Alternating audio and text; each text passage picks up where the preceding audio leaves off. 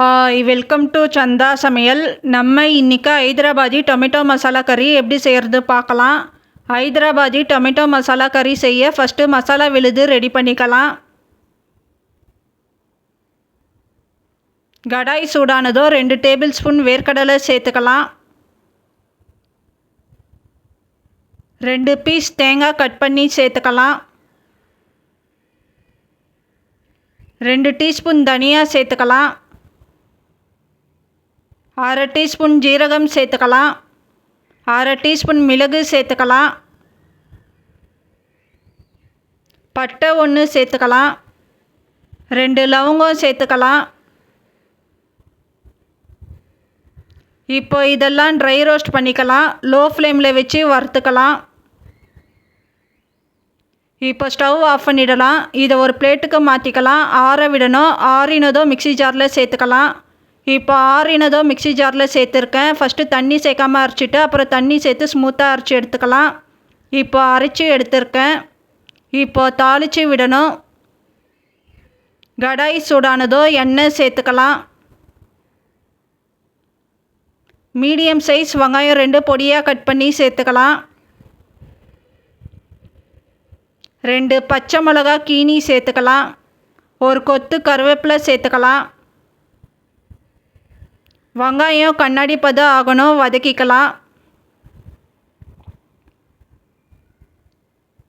1/2 teaspoon இஞ்சி பூண்டு விழுது சேர்த்துக்கலாம். இஞ்சி பூண்டு விழுது பச்சை ஸ்மெல் போகணும், வதக்கிக்கலாம்.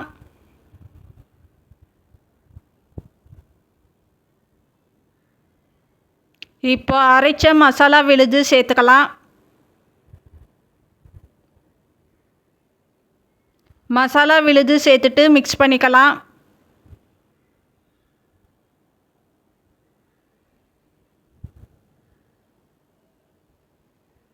1 டீஸ்பூன் கசூரி மேத்தி சேர்த்துக்கலாம்.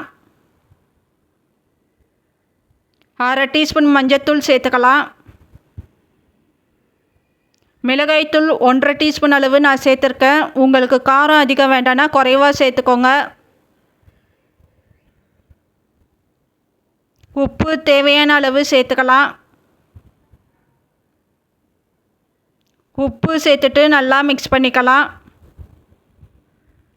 இப்போ மிக்ஸ் பண்ணியிருக்கேன். தண்ணி சேர்த்துக்கலாம். பெரிய நெல்லிக்காய் சைஸ் புளி கரைச்சி எடுத்துருக்கேன், சேர்த்துக்கலாம்.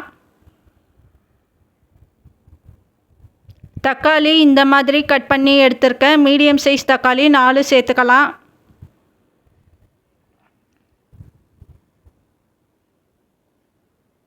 இப்போ நல்லா மிக்ஸ் பண்ணிக்கலாம்.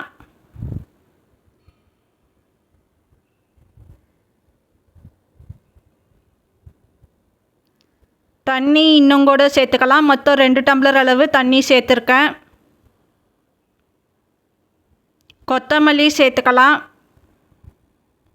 கொத்தமல்லி சேர்த்துட்டு மிக்ஸ் பண்ணிக்கலாம். மிளகாய்த்தூள் பச்சை ஸ்மெல் போகணும், கொதிக்க விடணும். இப்போ ஸ்டவ் ஆஃப் பண்ணிடலாம். இப்போ நமக்கு ஹைதராபாதி டொமேட்டோ மசாலா கறி ரெடி ஆயிடுச்சு.